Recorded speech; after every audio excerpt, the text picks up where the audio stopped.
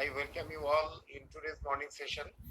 The topic of this session is viral keratitis, and Dr. Tasmir is going to present this topic. And today's session will be chaired by Professor Dr. Mohammad Saifullah, the head of the Department of Cornea, National Institute of Ophthalmology. And the moderator is going to be me, Dr. S.M. Inamul Haq, Assistant Professor, Department of Cornea, NIOH. Now, with the permission of the chairman, I am requesting Dr. Tasmirur Rahman, MS FSB resident, to present his topic. Sir, screen থেকে দেখা যাচ্ছে? হ্যাঁ, দেখা যাচ্ছে। Assalamu alaikum. I am Dr. Tasmirur Rahman, FSB resident. With the kind permission of today's chairman, sir, I would like to present my topics. Today's topics is viral keratitis.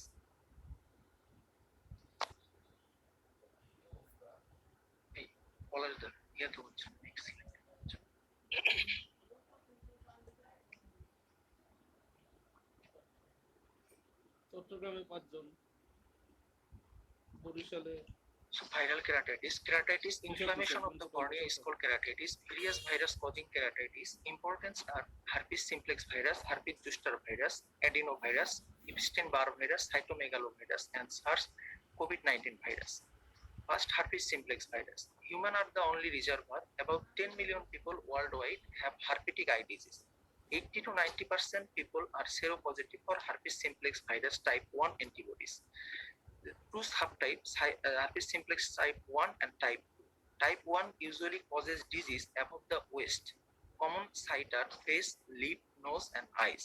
Type 2 causing disease below the waist, usually genitalias, and also it causes neonatal conjunctivitis. Mode of infection is congenital and neonatal ocular herpes and acquired. Primary infection is by droplet transmission and also by direct inoculation. Recurrent disease causing genital herpes, herpes labialis, and herpetic keratitis. The recurrency rate is 10% in 1 year and about 50% within 10 years. The etiopathogenesis is virus entry into the host, primary infection with viral replication within an end organ. Herpes simplex virus then travels in a retrograde fashion to various ganglia, especially trigeminal, cervical, and sympathetic. It resides in the ganglia during the lifespan of the host. Then active replication in neurons and surrounding cells lead to cell death. Latency represents the presence of the viral genome within the neuronal cell. Cornea itself has also been found to host latent virus with potential for reactivation. This is the pathogenesis, and triggers for the recurrency is cold, fever, stress, exposure to sunlight, trauma, and hormonal change also. Congenital and neonatal ocular herpes, it is caused by herpes simplex virus type 2. Mother infected during early to mid gestation. Onset is congenitally, natally, or postnatally. Features include periocular mouth ulcer or vesicle, conjunctivitis, epithelial or stromal keratitis, and cataract. Treatment acyclovir with amblyopia therapy with pediatric consultation. Then primary infection. Primary infection is usually consists of fever, malaise, upper respiratory tract infection, blepharitis, and follicular conjunctivitis. Also, dendritic epithelial keratitis and ulcer on the bulbar conjunctiva may be found. Treatment is, the condition is usually self-limited, and topical antiviral treatment may be also given. Acyclovir 3% ointment for eye and 3% ointment cream for skin. Oral acyclovir speeds resolution of the sign and symptom. Now, classification of herpes simplex keratitis, it causes 4 types of keratitis: infectious epithelial keratitis in the form of corneal vesicle, dendritic keratitis, geographic keratitis, and sometimes marginal keratitis.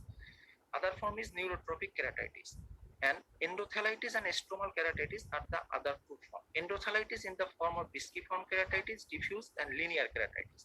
Stromal keratitis is necrotizing and immunostromal keratitis. First, infectious epithelial keratitis. This is associated with active viral replication, occur at any age, may present with mild discomfort, redness, photophobia, watering, and blurring of the vision. Examination findings are superficial punctate keratitis, dendritic ulcer, The ulcer is characterized by central location with peripheral branching and the terminal part with stain with fluorescent well. And geographic ulcer, that is the progressive enlargement of the ulcer with inappropriate use of topical steroid that also stain with fluorescent. Sometimes we found marginal ulcer that also stain with fluorescent. Other features are reduced corneal sensation, IOP may be raised, subepithelial haze may be present. Treatment include medical and surgical. Medical treatment include topical antiviral drug. Usual choice is acyclovir 3% eye ointment. Other option is ganciclovir 0.15% gel or trifluridine 1% solution. Surgical option include debridement by cotton tip or cellulose sponge with 2 mm clear margin from ulcer. And other supportive treatment are lubricants and cycloplegic if necessary. Topical steroid here is contraindicated in the presence of active herpetic epithelial keratitis. Patients with already using systemic steroid should be treated with systemic antiviral drug. Now, disciform keratitis, the exact etiology is controversial. There may be active herpes simplex infection of keratocyte or endothelium or a hypersensitivity reaction to viral antigen in the cornea. Patient usually present with gradual onset of blurring of vision with halos around the light. Sign are central zone of the stromal edema, often with overlying epithelial edema. Here, granulomatous keratic precipitate may be found, Descemet's fold may be found, Wesley immunoring in the deep stroma may be found, which indicate the deposition of the viral antigen with host antibody. IOP may be raised and corneal sensation usually reduced. Treatment include topical antiviral, topical steroid. Supportive treatment are artificial tear, cycloplegic. Now, neurotrophic ulceration, here the failure of the re-epithelialization resulting from corneal anesthesia, often exacerbated by drug toxicity. Corneal sensation is usually impaired. Examination findings are irregularity of the corneal surface, lack of normal corneal luster, punctate epithelial development, and progress to persistent epithelial defect. Treatment include preservative-free lubricating drop, gel or ointment, topical steroid, tarsorrhapy and conjunctival flap. Now, necrotizing stromal keratitis is a rare condition from active viral replication within the stroma. Though immunomediated inflammation plays a significant role, it is difficult to distinguish from severe disciform keratitis, fulminant bacterial or fungal keratitis. Diagnosis is confirmed by the culture. Necrosis and ulceration and dense infiltration of the stroma with an overlying epithelial defect. Their severe inflammation leads to thinning and perforation of the stroma. Picture showing necrotizing stromal keratitis. Treatment include oral antiviral such as acyclovir is preferred. Topical antiviral agents have undesirable effect on patient with necrotizing keratitis. Topical steroid 1% prednisolone drop is very much effective. Surgical option include tarsorrhapy, conjunctival flap, cyanoacrylate gluing, amniotic membrane transplantation, lamellar or penetrating keratoplasty. This is the figure showing the surgical option. Laboratory investigation usually done cell culture isolation, serology, immunocytochemistry, PCR. Specimen taken from vesicular fluid, scraping from vesicle base, conjunctival or corneal scraping, sometimes aqueous humor. Clinical specimens are obtained from the cornea or conjunctiva using soft-tipped applicator and transported to a clinical virology laboratory in viral transport medium. Corneal scraping done in Jimsha stain where we found multinucleated giant cell. Mechanism of antiviral drug. Oral antiviral agent inhibit the viral replication at the trigeminal ganglion, avoiding recurrence of the ocular disease. But topical antiviral drug does not have the capability of arresting viral replication in the CNS. But if recurrency appears, it may locally inhibit the viral replication. Now, herpes zoster ophthalmicus. Primary disease, varicella, the virus gain access to the trigeminal sensory ganglia by viremia and retrograde migration from the skin. Become dormant, latent in the most dorsal root ganglia and cranial root ganglia, usually the trigeminal ganglia, thoracic ganglia, and geniculate ganglia. The integrate plus spread, virus travel down the fifth nerve axon to skin. Here, demyelination, granulomatous, and mononuclear cellular infiltration causing fibrotic scarring of the peripheral nerves and endoderm, usually skin, eye. Retrograde spread is reactivation of virus, varicella zoster virus causes inflammation and hemorrhagic necrosis. The retrograde viral spread to the brainstem and spinal cord damages the corresponding mesencephalic sensory nucleus as well as to regional arteries and central nervous system. Skin lesion in herpes zoster ophthalmicus. First figure showing the Hutchinson sign. There is skin rash in the forehead and the deep lateral side and root of the nose. Second picture showing the eyelid edema and erythema. Third picture showing the vesicular stage of the disease. Fourth and fifth picture showing the severe disease in immunocompromised patient. And last one showing the healing stage, which consists of significant scarring and depigmentation. Now the acute ocular lesion are epithelial keratitis with stain with fluorescent, stromal keratitis and subepithelial haze. Chronic lesion include healing stromal keratitis with lipid degeneration in the first picture, second picture showing sectoral iris atrophy, third picture showing scleritis, and fourth picture showing keratitis with mucus plug. Treatment of the acute shingles is oral acyclovir 800 milligrams 5 times for 7 to 10 days within 7 to 2 hours of onset. It reduces the severity of the active disease and reduce the recurrence of the disease. Oral other antiviral include valacyclovir or famciclovir. Intravenous acyclovir dose is 5 to 10 milligram per kg 3 times daily for disseminated booster. Other treatment option include systemic steroid, usually given 60 milligram 4 days, 40 milligrams 4 days, and 20 milligram 4 days. Symptomatic relief for symptomatic relief, cold compression, drying, and antiseptic wash of the skin, antibiotic and steroid combination drop. Topical steroid and cycloplegic in keratouveitis, tricyclic antidepressant, and isolation until the crusting complete. Treatment of the post-herpetic neuralgia. Post-herpetic neuralgia is the pain after 1 month of the resolution of the rash. It is due to inflammation and destruction of the dorsal root ganglion or peripheral nerves, and there is alteration in the nerve signal supply causes the post-herpetic neuralgia. Treatment include topical and systemic. Topical treatment is cold compression or topical capsaicin cream or 5% lidocaine paste. Systemic treatment include paracetamol or other stronger NSAID like codeine, gabapentin 300 to 600 milligram, amitriptyline tricyclic antidepressant 25 to 75 milligram at night, or carbamazepine 400 milligram daily. Others option punctal occlusion, tarsorrhaphy, and refer to a pain management specialist for severe pain.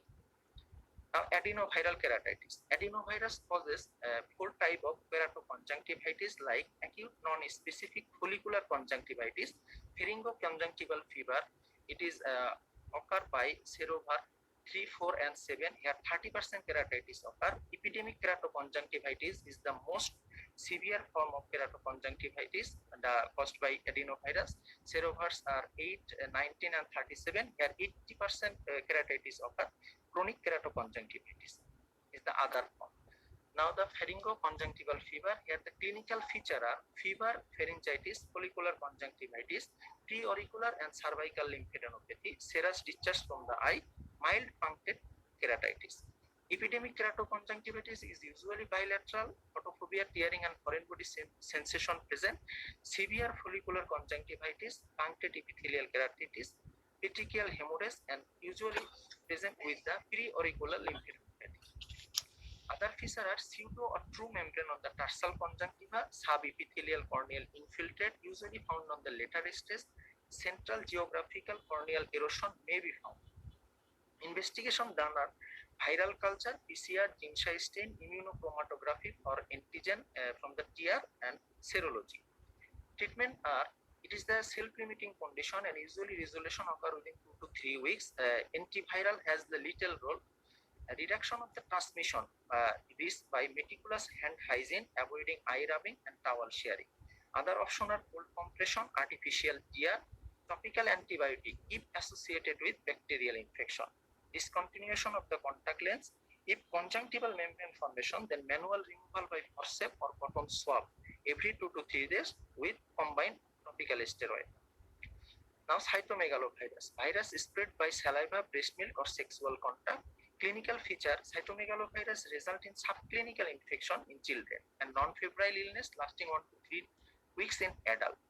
Pathogenesis of keratitis is viremia transmitted the virus to bone marrow, become dormant in the CD34 positive myeloid progenitor cell, activation of the virus in the cell, expression and shedding of the virus. Cytomegalovirus usually causes endothelitis, corneal edema with ecratic precipitate and loss of the endothelial cell. Epstein-Barr virus. Common early adulthood. It is spread by the saliva. Virus remain latent in B lymphocyte and pharyngeal mucosal epithelium throughout the life. It is associated with unilateral or bilateral keratitis. There are the two types of lesion usually found. One is multifocal blotchy pleomorphic infiltrate with active inflammation or granular ring-shaped opacity anterior to mediastoma, like distinct form of the adenoviral or herpes simplex keratitis. And other is multifocal deep or full thickness peripheral infiltrate with or without vascularization that resemble interstitial keratitis due to syphilis. Now, the SARS-CoV-19 virus, it is associated with mild follicular conjunctivitis, transient pseudodendritic lesion, diffuse subepithelial infiltrate, hemorrhagic conjunctivitis, and pseudomembrane formation, dry eye, and foreign body sensation. Now, the take-home message: herpes simplex keratitis is the most common cause of the corneal blindness. It's account about 60% of the corneal ulcer in developing countries. So, prompt treatment should be given to restore the vision. Adenoviral keratitis is highly contagious, so we should examine the patient in a separate area and hand washing, cleaning and disinfecting the equipment by povidone iodine is usually done. Thank you for patient hearing. Thank you, Dr. Tazminul, for your nice presentation. Now it's time for question and answer. I am requesting our students to ask question to the presenter. Sir আমি একটু কথা বলতে চাই sir. আজকে sir আমাদের মানে জুমে sir 100 জন cross করেছে sir, যার কারণে স্যার আমাদের অনেক ফ্যাকাল্টি মেম্বাররা ঢুকতে পারছে না। তো আমি একটু অনুরোধ করবো এনার বাইরে যারা আছেন, আপনারা তো প্রেজেন্টেশনটা শুনেছেন, এখন যদি আপনারা একটু সুযোগ দিতেন তাহলে আমাদের ফ্যাকাল্টিরা ঢুকতে পারতেন আর কি। আমাদের ক্যাপাসিটি কতজন? 100 জন স্যার। আমরা এটা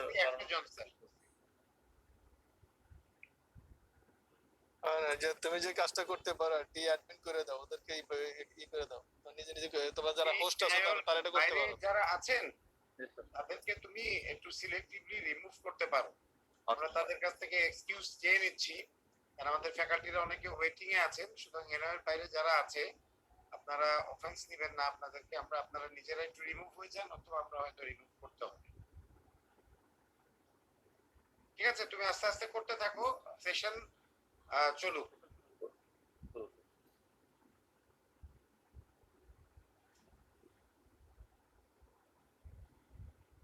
Our students, you can ask question. Question করো। Assalamu alaikum. I'm Dr. Tanjil Futa. My question to the presenter is, what are the causes of dendritic ulceration, and what is the characteristics of dendrites in the herpes simplex virus? Thank you for your question. Characteristic of the dendritic corneal ulcer in herpes simplex virus: the ulcer is mostly centrally located, and the branch of the ulcer have the characteristic terminal bud, which usually stain well with fluorescent. The margin of the ulcer consists of the virus-laden cell that usually well stained by rose bangle, and it is the differentiating point from its alternative differential like atypical corneal erosion. And with the inadvertent use of topical steroid, the ulcer may progressively enlarge and give a shape of a geographic or amoeboid ulcer. What are the other causes of dendritic ulceration? Dendritic ulcer other causes is herpes zoster ophthalmicus, acanthamoebia keratitis, other is toxic toxic keratopathy secondary to topical medication, or epithelial effect of graft rejection, or healed corneal abrasion. Thank you. আসসালামু আলাইকুম। For your presentation. My question is, what are the risk factors for severe disease of herpes simplex keratopathy? Thank you. Risk factors are ectopic eye disease, children immunodeficiency, malnutrition, measles and mumps, and use of the topical steroid. Thank you.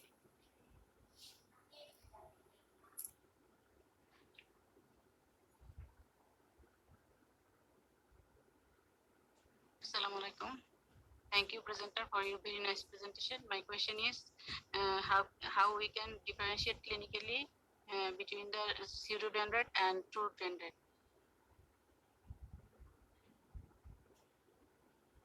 Thank you for your question.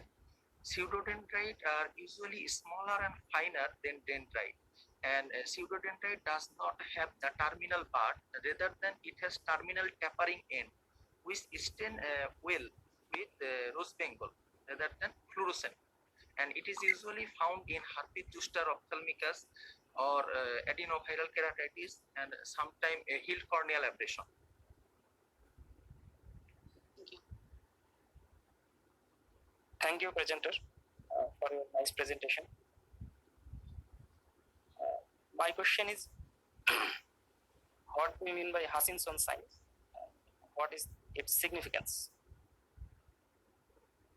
Thank you for your question. Hutchinson sign is the skin rash.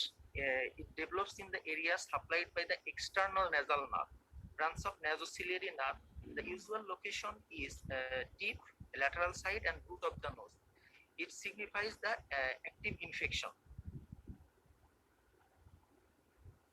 And also signify that it involves the keratitis or ocular infection. Thank you. কত percent এই ophthalmic division of the trigeminal nerve ইয়ে হলে কত percent ইয়ে হতে পারে, এই ocular involvement হতে পারে জানো? I think it's 7%, sir. 70%. 70% ocular involvement হতে পারে যদি ophthalmic division of the trigeminal nerve involve হয়। ঠিক আছে, next. Thank you, sir.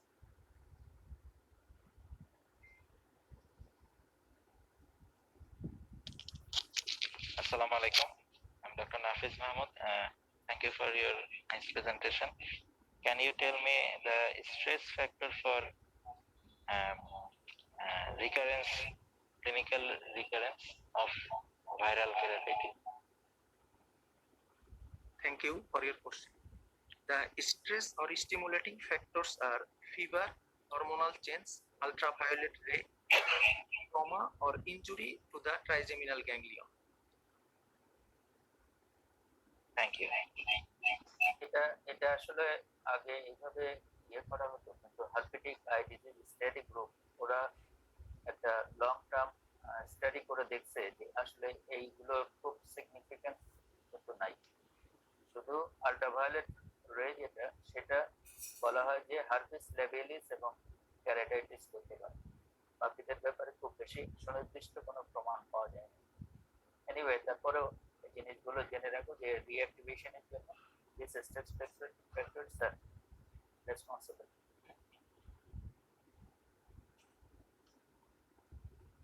Thank you for your nice presentation. In your presentation, you have mentioned pseudomembrane formation in adenoviral infection. What are the treatment options if pseudomembrane is formed? Thank you for your question. In pseudomembrane formation, we usually remove it manually by cotton tip or forceps, and 2 to 3 days apart. We usually done it regularly 2 to 3 days apart, and then we use combination drop, steroid and antibiotic combination. How do you differentiate it from true membrane? Usually true membrane after peeling it's bleed and pseudo membrane does not bleed. Adenovirus কি pseudo membrane true membrane দুটার কোনটা হয়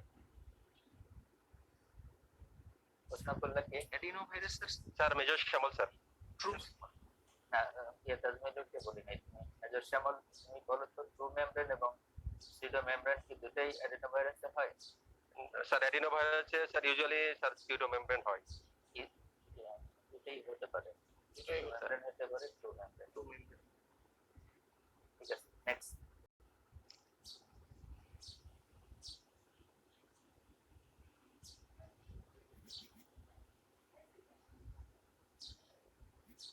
অনেক প্রশ্ন তো adenovirus তো question করছো না কেন?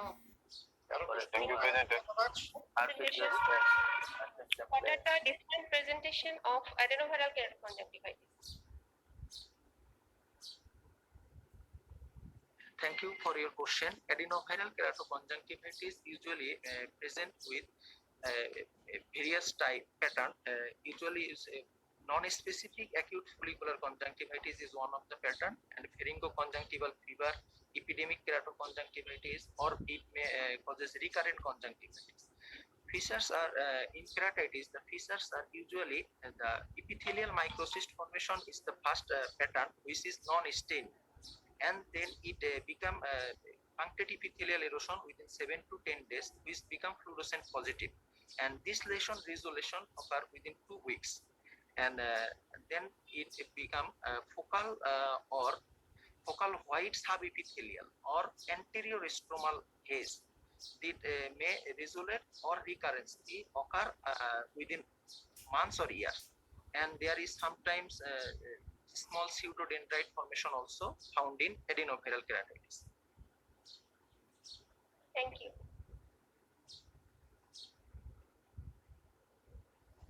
adenoviruses dendrites pseudodendrites is a rare topic.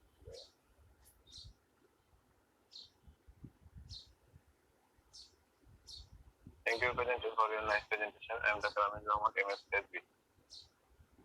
My question: what are the type of viral keratitis occurs in herpes zoster, and what are the prophylactic treatment of the stromal or reciprocal keratitis? Thank you. Your first question is what are the keratitis occur in herpes zoster? Four type of keratitis occur in herpes zoster ophthalmicus in acute disease. There is active epithelial keratitis or acute epithelial keratitis, then subepithelial or pneumolar keratitis, then stromal keratitis and disciform keratitis. And second question was what are the treatment options of the stromal or disciform keratitis, and with the what are the profile treatment of them? Profile treatment. Thank you. The prophylaxis treatment of herpes simplex keratitis. Simplex keratitis is oral acyclovir and oral acyclovir 400 milligram 2 times daily, or other option is oral valacyclovir 500 milligram once daily. We can For how use long? কতদিন? sir sir until the symptoms sir disappear. হ্যাঁ, এটা তুমি তো prophylactic ইয়ে দিচ্ছ বলতে Sir, একটা month to year লেখা আছে বইয়ে, sir. প্রোফাইল্যাকটিক দিচ্ছ তো প্রোফাইল্যাকটিক না তাহলে তোমার রেজুলেশনের এটা question আসছে না। It is Prophylactic to prophylactic for recurrence, prophylactic not for primary disease, prophylactic for recurrence. recurrence sir. হ্যাঁ। Yes sir. এখানে হার্পেটিক আই ডিজিজের ওদের একটা স্টাডিতে ওরা দেখাচ্ছে যে স্ট্রমাল কেরাটাইটিস যেটা হার্পেস সিমপ্লেক্স ভাইরাসের জন্য হয় সেটাতে যদি প্রোফাইল্যাকটিক ইউজ করা হয় ইয়েটা তাহলে রিকারেন্সটা এবং প্রোগ্রেশনটা মানে রিলেটিভলি কম 50% কম দেখা যায় এটার ডোজটা ওরা বলছে 12 months sometimes 18 months এটা হচ্ছে ওই যে প্রোফাইল্যাকটিক যেটা আর যদি কেরাটোপ্লাস্টি করা হয় তাহলে পোস্ট কেরাটোপ্লাস্টি যে এটা সেটা অনেক সময় লাইফ লং দেওয়া লাগতে পারে রিকারেন্স প্রিভেন্ট করার জন্য Thank Thank you, sir. sir.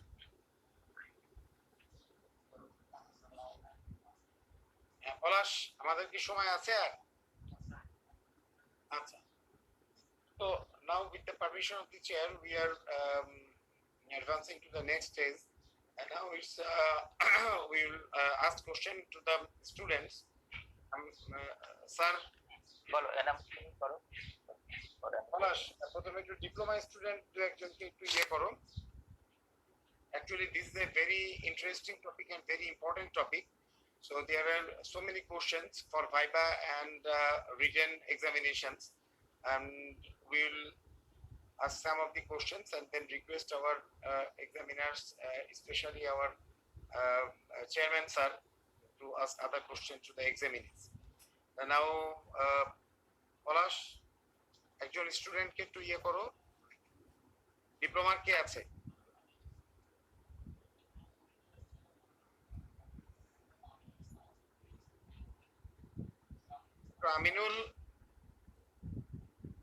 Aminul আছো?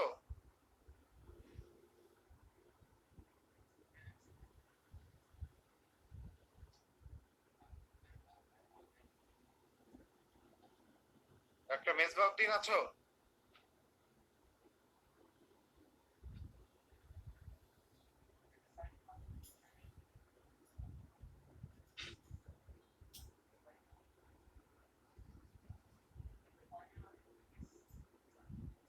Dr. Faria. Assalamualaikum, sir. Walaikum assalam. Dr. Faria, can you tell us about the pathogenesis of herpes simplex virus, especially what are the ganglions where the virus resides?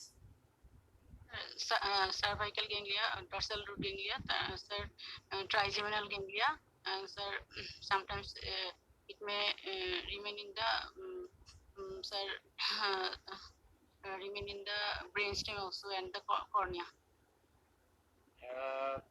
Herpes simplex virus বলেছি। Herpes simplex virus, sir, dorsal root ganglia, sir. Herpes simplex dorsal root এ তানজিল হুদা বলো তো একটু। Sir, so herpes simplex are trigeminal ganglia, cervical ganglia, and sympathetic ganglia.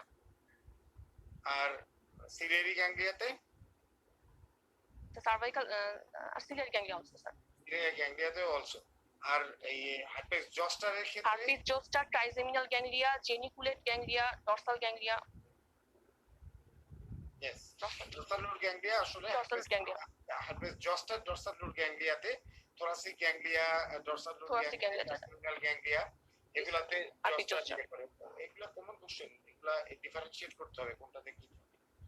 আচ্ছা, আরেকজন বলো, বিকাশ। আসসালামু আলাইকুম, sir. What are the types of herpes simplex virus? মানে আমরা ক্লিনিক্যাল কি টাইপ পাই? Sir, herpes simplex virus type 1, type 2, sir herpes simplex ভাইরাসের টাইপ আমরা হচ্ছে ক্লিনিক্যাল ম্যানিফেস্টেশনে herpes simplex ডিজিজ আমরা ওকুলার ইয়েতে কি ধরনের পাই? কেরাটাইটিসটা এটা হচ্ছে স্যার প্রাইমারি অকুলার ইনফেকশন, এটা চাইল্ড এজে হয়। আর একটা হচ্ছে রিকারেন্ট হার্পেটিক ইনফেকশন, এটা স্যার ডেনড্রাইটিক কেরাটাইটিস হতে পারে, অ্যামিবয়েড বা জিওগ্রাফিক আলসার হতে পারে স্যার। সেটা তো প্যাটার্নের মধ্যে গেল। একটা তাজমিলুর একটা দেখালো যে একটা ক্লাসিফিকেশন খেয়াল করছিল হার্পেস সিমপ্লেক্সের ক্লাসিফিকেশন, মানে ক্লিনিক্যাল ম্যানিফেস্টেশনের একটা ক্লাসিফিকেশন দেখালো যে এপিথেলিয়ামে কি হয়, স্ট্রমাতে কি হয়, এন্ডোথেলিয়ামে কি হয়। এপিথেলিয়ামে স্যার সুপারফিশিয়াল পয়েন্টেড কেরাটাইটিস হতে পারে। তারপর স্যার ডেনড্রাইটিক আলসার স্যার হতে পারে স্যার। তারপর স্যার স্ট্রোমাল স্যার নন নেক্রোটাইজিং স্ট্রোমাল কেরাটাইটিস হতে পারে, যেমন ডিস্কিফর্ম কেরাটাইটিস, নেক্রোটাইজিং স্ট্রোমাল কেরাটাইটিস হতে পারে। হ্যাঁ, এরকম হতে পারে বললে তো হবে না, পরীক্ষার সময় তোমাকে গুছিয়ে বলতে হবে। পরীক্ষার জন্য প্রিপারেশন একরকম, আর একটা হলো ডিসকাশন, তাই না? তাহলে পরীক্ষার জন্য এগুলো একটা শর্ট নোট আসতে পারে, এগুলোর থেকে কোশ্চেন জিজ্ঞাসা করতে পারে, গুছিয়ে বলতে হবে। ঠিক আছে তাজমুলুর, আচ্ছা ঠিক আছে, আমরা এটা যাই না, তোমরা দেখে নাও, সময় নষ্ট করার দরকার নেই। এখানে এখানে আসলে একটা কন্ট্রোভার্সি আছে কি যে এটা এই যে তাজমিলুর যে ক্লাসিফিকেশনটা বলছে এটা আসলে কাশমারে এইভাবে ক্লাসিফাই করছে যে এপিথেলিয়ামে হচ্ছে প্রথমে ভেসিকেলস থাকে, ভেসিকেলসটা কোয়ালেস করে ডেনড্রাইটিক ক্যারাটাইটিস যখন ওয়াইডেন হয় তখন এটা জিওগ্রাফিক্যাল ক্যারাটাইটিস হয়। এছাড়াও মার্জিনাল ক্যারাটাইটিস, এই চারটা হচ্ছে এপিথেলিয়াল ক্যারাটাইটিস এর হিসেবে। তারপরে নিউরোট্রপিক ক্যারাটোপ্যাথি আর স্ট্রমাতে হয় নন নেক্রোটাইজিং ক্যারাটাইটিস এবং নেক্রোটাইজিং ক্যারাটাইটিস। আর এন্ডোথেলিয়ামে হয় হচ্ছে ডিফিউজ লিনিয়ার আর একটা হচ্ছে ডিসকিফর্ম ক্যারাটাইটিস। এইভাবে বলছে হচ্ছে কাশমারে, কিন্তু গ্যান্সকি এবং ইসে এই ডিসকিফর্ম ক্যারাটাইটিসটাকে ওরা স্ট্রমাল ক্যারাটাইটিসের মধ্যে পড়ছে। এটা একটু এটা স্যার স্টুডেন্টদের জন্য একটু কনফিউজিং। কনফিউজিং। আমরা যেটা বলবো যারা এফসিপিএস এ যারা ফেলোশিপ এবং এমএস এর যারা আছে তারা কাশমারের ডেফিনিশনটা এই ক্লাসিফিকেশনটা একটু দেখে নিবে অবশ্যই। ডিপ্লোমা যারা আছে তারা কান্সকি শুধু দেখে নিলেও চলবে, কিন্তু যারা এফসিপিএস এর আছে তারা একটু কাশমার দেখে নিবে। নেক্সট প্রশ্ন আচ্ছা, করেন। আমিনুর। আসসালামু আলাইকুম। Aminur, can you define the characteristics features of deciform keratitis? G sir. Sir কোশ্চেনটা বুঝি নাই, ডিসকিফর্ম ক্যারাটাইটিস কি বলবো? Deciform keratitis এর characteristic features গুলো কি, ফাইন্ডিংস গুলো কি? স্যার ডিসকিফর্ম ক্যারাটাইটিসের স্যার সেন্ট্রাল স্ট্রোমাল এডিমা থাকবে স্যার। স্ট্রোমাল এডিমার নিচে স্যার মুখে তার নিচে থাকবে ওভারলাইং এপিথেলিয়াল এডিমা থাকবে এবং স্যার লার্জ কেপি থাকবে ওই এডিমার নিচে, মানে below the central stromal oedema. আর এন্ডোথেলিয়ামে sir there is OSD ring থাকবে and immune ring and sir এখানে sir below the edema there is distinct fold present. সেটাই Characteristic. deciform আর যদি স্যার হিলিং, জি স্যার, যদি হিলিং হয় স্যার তাহলে sir central opacity থাকবে যেটা থিন এবং sir faint ring stromal opacity থাকবে, হিলিং হয়ে গেছে স্যার। আচ্ছা, আর আগে যেটা বলছিলাম স্যার একটা অ্যাক্টিভ থাকবে, অ্যাক্টিভ আর একটা হিলিং স্টেজ। আর what will be your treatment modalities for deciform keratitis? Disciform ক্যারাটাইটিসের ট্রিটমেন্ট মডেল স্যার দুই রকম। একটা যদি এপিথেলিয়াল ইনভলভ থাকে, এপিথেলিয়াল ইনভলভ না থাকে। এপিথেলিয়াল যদি ইনট্যাক্ট থাকে তাহলে স্যার আমরা স্টেরয়েড দেব 4 times daily with antiviral coverage. এবং বলা আছে স্যার যে এটা 4 উইকস এর আগে ট্যাপারিং করবো না, 4 উইকস পরে আমরা ট্যাপারিং করবো। যদি আমরা ওরাল এই হারিয়াটা বন্ধ করে দিই, অ্যান্টিভাইরালটা বন্ধ করে দিই তাহলে আমরা লো পোটেনসি স্টেরয়েডের দিকে যেতে পারি। আর যদি এপিথেলিয়াল ইনভলভমেন্ট থাকে steroid given in low dose 2 to 3 times and antiviral 5 times. আর oral aspectosity দিতে পারি স্যার 400 milligram twice daily. মানে যদি এপিথেলিয়াম ইনভলভ থাকে তাইলে আমরা টাইট্রেশন করে নিব against the antiviral and steroid therapy. আর যদি আমরা ইয়ে থাকে epithelium mainstay of treatment is steroid therapy. জি স্যার, জি স্যার। ডিসকিফর্ম এবং স্ট্রোমাল ক্যারাটাইটিসে ইউজুয়ালি এপিথেলিয়ামটা ইনভলভ থাকে না, স্টেরয়েড আর আমরা অ্যান্টিভাইরাল দুটোই কম্বিনেশনটা আমরা দেখি যতক্ষণ পর্যন্ত না হয়। প্রেপারিং করবো স্টেরয়েডটা এবং স্টেরয়েডটা ততদিন মানে যতদিন কন্টিনিউ করবো ততদিন কিন্তু অ্যান্টিভাইরালও সাথে দিতে হবে। টপিক্যাল অ্যান্টিভাইরাল চলবে সঙ্গে। টপিক্যাল অ্যান্টিভাইরালের কথা বলে আবার টপিক্যাল অ্যান্টিভাইরাল যদি অনেক সময় বেশি দিন দিতে হয় তাহলে যে অকুলার টক্সিসিটি বা এপিথেলিয়াল টক্সিসিটি ডেভেলপ করে, তাহলে আমরা সিস্টেমিক কিন্তু অ্যান্টিভাইরাল দিতে পারি। সিস্টেমিক অ্যান্টিভাইরাল এবং টপিক্যাল অ্যান্টিভাইরাল কিন্তু সেম মানে সেম ইফেক্টিভনেস। আচ্ছা, ঠিক আছে। সালাম আমরা যদি long term topical systemic antiviral দেই তাহলে কি আমাদের কোনো কিছু মনিটর করার দরকার আছে? Kidney function monitoring kidney renal expression হয়। আর লিভার ফাংশনও দেখতে হবে, লিভার ফাংশনও দেখতে হবে, কিডনি ফাংশন লিভার ফাংশনটাই মেন। বলার সময় শেষ, ও তাহলে কি বলছিলাম? আচ্ছা তাহলে আমরা আচ্ছা, আমি একটা প্রশ্ন করি যে একজন এফসিপিএস স্টুডেন্টদের কি করে এফসিপিএস স্টুডেন্ট পরীক্ষা দিবে যারা ইয়ে আছে, ইয়ে আছে তো জান্নাতুল ফেরদৌস, জান্নাত আছে না? জি স্যার। হ্যাঁ আচ্ছা, তুমি একটু বলো তো যে আমরা হার্পিক জোস্টার অপথ্যালমিক আছে ওরাল অ্যান্টিভাইরাল থেরাপি দেই, এটার এইমটা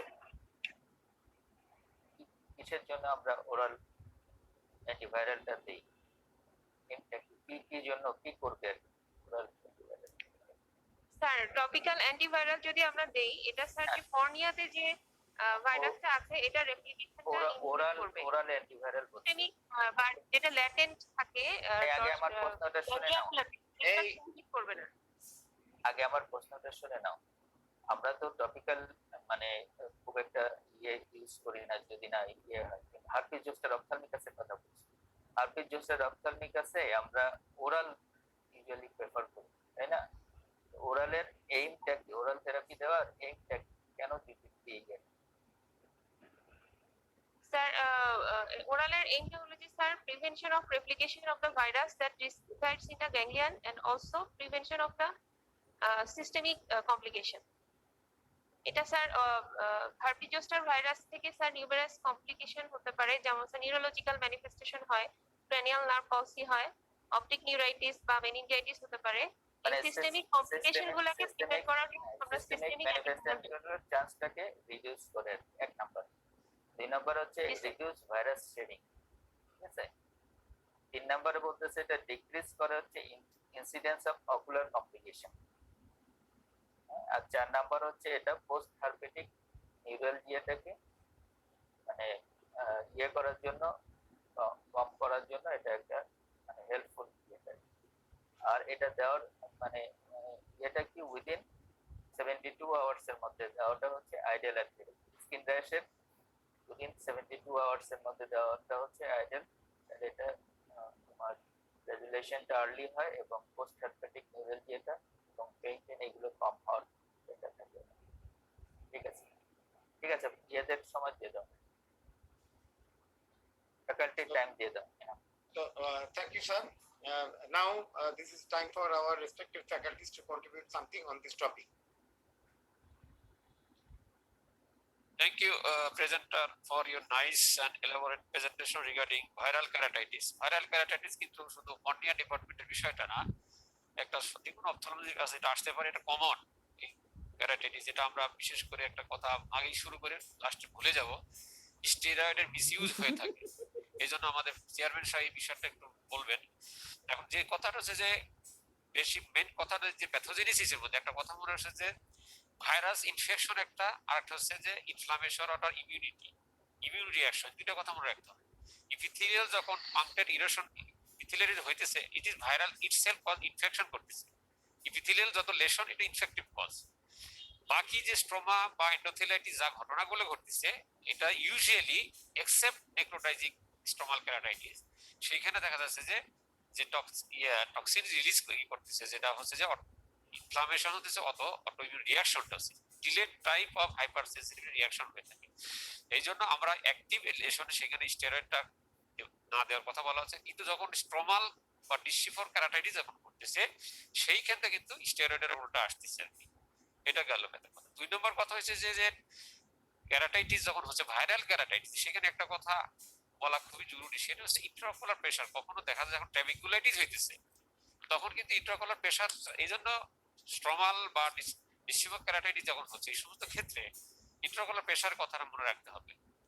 এরপরে কথা হইতেছে যে বিষয়টা ইউভিআইটিস একটা কথা আছে, ইউভিআইটিসও হয় কিন্তু সেই জন্য ইউভিআইটিস অ্যান্টিসেল রিঅ্যাকশন আছে কিনা এটা কিন্তু আমাকে এক্সক্লুড করে দেখতে হবে। কারণ যখন অ্যান্টিসেল রিঅ্যাকশন ইউভিআইটিস তখন কিন্তু স্টেরয়েডের কথাটা চলে আসতেছে। হার্পিস জোস্টারের ক্ষেত্রে একটা কথা না বললেই নয়, চোখের কর্নিয়া থেকে শুরু করে অপটিক নার্ভ পর্যন্ত আই বলে যত স্ট্রাকচার আছে, scleritis, choroiditis, retinitis, optic nerve involvement, মানে সব জায়গাটায় সে ইনভলভ করতে পারে। এটা একটা জিনিস। আর যেটা অ্যাডিনোভাইরাসের সাথে আমাদের হার্পেস সিমপ্লেক্স ভাইরাস কনফিউশন হয়ে যায়, আমার নিজেরও হয় না।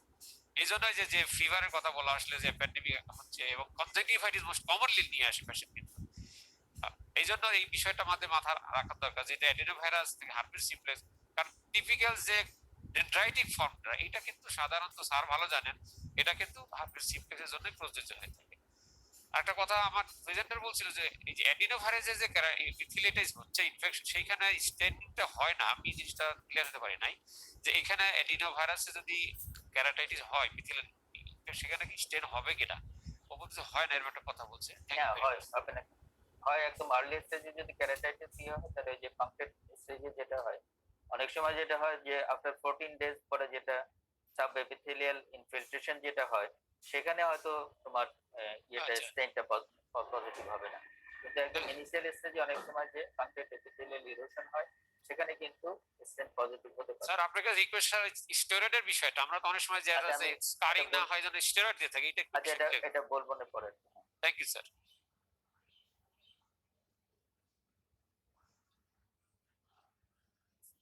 স্যার আর কি বলবেন?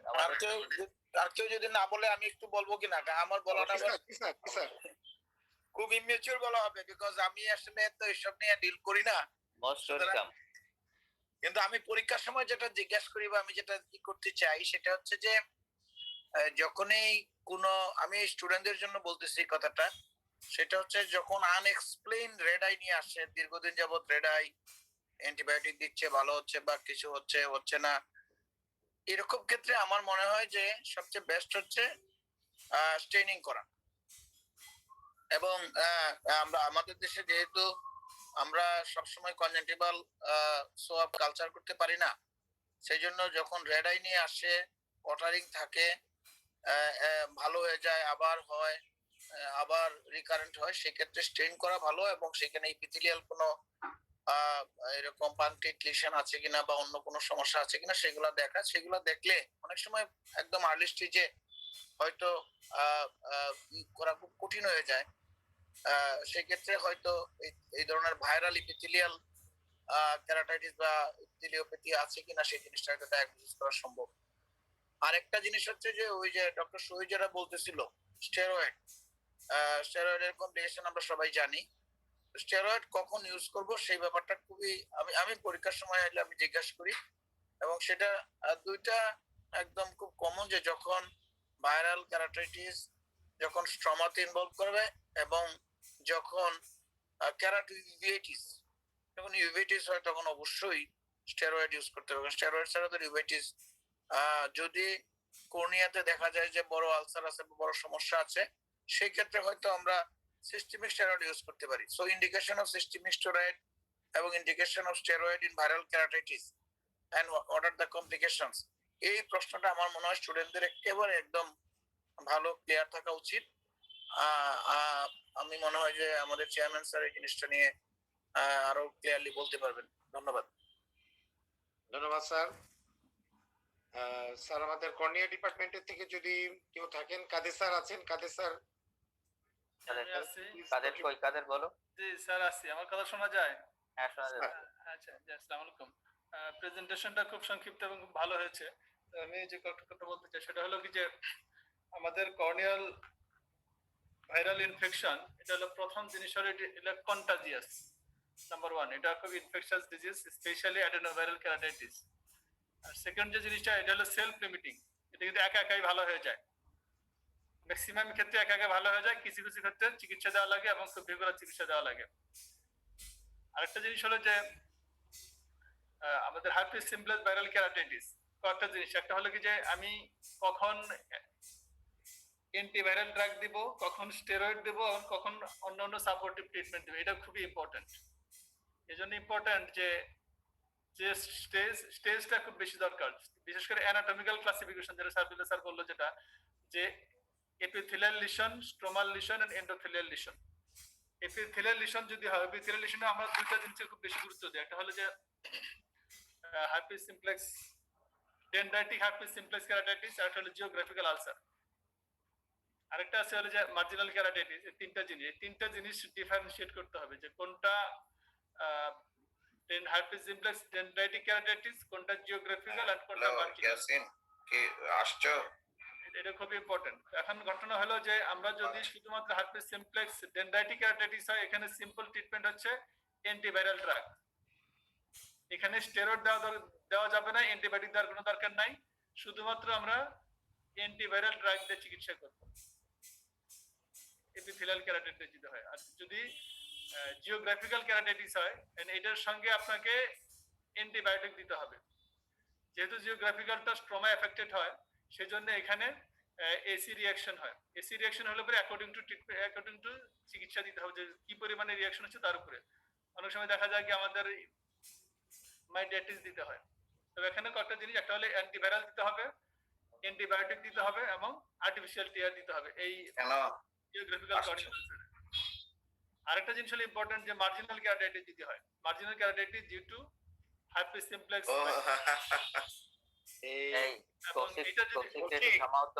এটা যদি হয় তাহলে এখানে যে কাজটা করতে হবে, এখানে আপনাকে অ্যান্টিভাইরাল দিতে হবে, অ্যান্টিবায়োটিক দিতে হবে, সাথে দরকার হলে স্টেরয়েড দিতে হবে।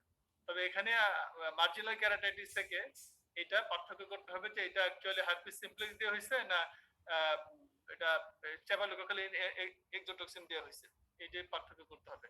এত ডিটেইলসে যাচ্ছি না। তারপর সেকেন্ড যে জিনিসটা যে আমার স্ট্রোমাল কেরাটাইটিস, স্ট্রোমাল কেরাটাইটিস অনেকগুলো জিনিস আছে। একটা হলো যে বেসিক দুটো জিনিস যদি বলি, যে একটা হলো নেক্রোটাইজিং, একটা নন নেক্রোটাইজিং। নেক্রোটাইজিং এর প্যাথোলজি হচ্ছে যে এখানে ডাইরেক্ট ভাইরাল ইনভেশন হবে, যার জন্য এখানে অ্যান্টিভাইরাসের সঙ্গে আপনাকে অ্যান্টিবায়োটিক দিতে হবে। আর নন নেক্রোটাইজিং যেটা, সেটা হলো মূলত ইমিউনোলজিক্যাল, এখানে স্টেরয়েডটা দিতে, এখানে মেইন স্টেট অফ ট্রিটমেন্ট হচ্ছে স্টেরয়েড দিতে হবে এটা। আর থার্ড যে জিনিসটা বলতে চাই সেটা হলো যে এন্ডোথেলাইটিস। এন্ডোথেলাইটিসে কখন কি তিনটা ক্লাসিফিকেশন আছে, একটা হচ্ছে আপনার disciform keratitis, linear keratitis and diffuse keratitis. Linear and diffuse এই দুটাতে কিন্তু ইন্ট্রাঅকুলার প্রেসার খুব বেশি মাত্রায় রাইজ করে, কারণ হচ্ছে এদের সাথে সাথে ট্রাবেকুলাইটিস থাকে। আর ডিসকিফর্ম কেরাটাইটিসে আইপি রাইজ করতে পারে তবে রিলেটিভলি কম হয়। আর ডিসকিফর্ম কেরাটাইটিস সাধারণত সেন্ট্রাল এন্ড প্যারাসেন্ট্রালি বেশি হয়। এবং এখানে যে জিনিসটা হয়, আমি যদি কর্নিয়াটা দেখি তাহলে দেখা যাবে যে স্পিন্ডেল শেপ কর্নিয়া হয়ে গেছে। আর এটার চিকিৎসা হচ্ছে, মেইন স্টে অফ ট্রিটমেন্ট হচ্ছে এন্ডোথেলাইটিস, এটা হলো স্টেরয়েড দিতে হবে, সেই সঙ্গে আপনি অ্যান্টিভাইরালও দেওয়া যায়। অ্যান্টিবায়োটিক বলা হচ্ছে যে এটা মেইন প্যাথোজেনিসিস হচ্ছে ইমিউনোলজিক্যাল। আবার কেউ কেউ বলতেছে যে এখানে ডাইরেক্ট ভাইরাল ইনভেশন আছে, যার জন্য মেইন স্টে অফ ট্রিটমেন্ট হচ্ছে স্টেরয়েড, সেই সঙ্গে আমরা অ্যান্টিভাইরাল দিয়ে থাকি। এখন এটার সাথে যদি প্রেসার বেশি থাকে তাহলে আপনাকে প্রেসার কমানোর ওষুধ দিতে হবে। আর এটার সাথে দেখা যায় কি যে ইউভাইটিস থাকে, সাথে সাথে ইউভাইটিস থাকে, ইউভেল রিঅ্যাকশন থাকে, সেই সঙ্গে কিন্তু আমরা অনেক সময় মাইডাইটিসের সঙ্গে সঙ্গে যদি খুব বেশি মাত্রায় ইউভাইটিস থাকে সাথে সাথে, তাহলে ইউভাইটিসের চিকিৎসা দিতে হবে এখানে। এই হচ্ছে মোটামুটি হলো হার্পিস সিমপ্লেক্স ভাইরাসের ক্ষেত্রে। আর অ্যাডেনোভাইরালের ক্ষেত্রে যেটা বলতে চাই যে অ্যাডেনোভাইরাল তো খুবই হাইলি কন্টাজিয়াস, এবং যদি এপিডেমিক কেরাটোকনজাংটিভিটিস হয় সেক্ষেত্রে 80% এর মতো কেরাটাইটিস ডেভেলপ করে। তখন এই কেরাটাইটিস ডেভেলপ করার সময় যে জিনিসটা খেয়াল রাখতে হবে যে প্রথম দিকে আমরা কেউ স্টেরয়েড দিব না, আনলেস ভিশন যদি খুব বেশি মাত্রায় হ্যাম্পার না করে, ভিশন যদি রিডিউস না হয়, অল্প মাত্রা যদি হয় তাহলে আমরা স্টেরয়েড দেব না। আরেকটা জিনিস হলো কি যে এখানে অ্যাসাইক্লোভিরের কোনো রোল নাই, একদম টোটালি কোনো রোল নাই। অ্যাসাইক্লোভির দেওয়াটা হলো মানে নাজায়েজ, দেওয়াই যাবে না। কিন্তু এখানে আপনারা যদি কেউ দিতে চান তাহলে গ্যানসাইক্লোভির হ্যাভ সাম রোল, কেউ বলতেছে রোল আছে, কেউ বলছে নাই। তো আমরা বেনিফিট অফ ডাউটে যেতে পারি যে এখানে গ্যানসাইক্লোভির দিতে পারি, কোনোভাবেই অ্যাসাইক্লোভির দিলে কাজ হবে না, বরঞ্চ এটা টক্সিক ইফেক্ট করবে। আমি বেশি কিছু বলতে চাই না, সময় কম। তবে সব শেষ কথা যেটা আর কি, যে সব ভাইরাল কেরাটাইটিসে আপনাকে এরা সব ভাইরাল কেরাটাইটিসে সেন্সেশন রিডিউসড হয়। সেন্সেশন রিডিউস যদি হয় সেক্ষেত্রে তোমার টিআর প্রোডাকশন কমে যায়। সেই টিআর প্রোডাকশন যখন কমে যায় তখন আপনার ড্রাইনেস হওয়ার জন্য সাথে সাধারণত আর্টিফিশিয়াল টিআর দেওয়া লাগে। এইটুকু বলে শেষ করি। আল্লাহ হাফেজ। Thank you, sir. কেউ যদি না থাকে, আমরা স্টুডেন্টদের জন্য একটু বলছি যে আমরা অনেক ভাইরাস নিয়ে ডিসকাশন করছি। There are so many viruses, so those are the virus of interest. Actually the virus of concern, those we are concerned about, actually 3 viruses: herpes simplex virus, herpes zoster and adenovirus. তো আমাদের এছাড়া নতুন একটা emerging virus এখন আমরা করছি, ওই যে কোভিড নিয়ে অনেক হয়তো কাজ চলছে। আমরা জানি যে প্রাইমারি প্রেজেন্টেশন অফ